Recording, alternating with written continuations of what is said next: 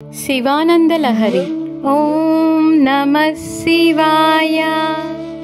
సంధ్యాఘర్మదినాత్యయో హరికరాఘాత ప్రభూతానకధ్యానో పారితగర్జితం దివిషదాం దృష్టిచ్చటా చంచలా భక్తానాం పరితోషబాష్పవితతి వృష్టిర్మయూరీ శివా యస్మిన్ ఉజ్వలతాండవం విజయతే తం నీలకంఠం భజే.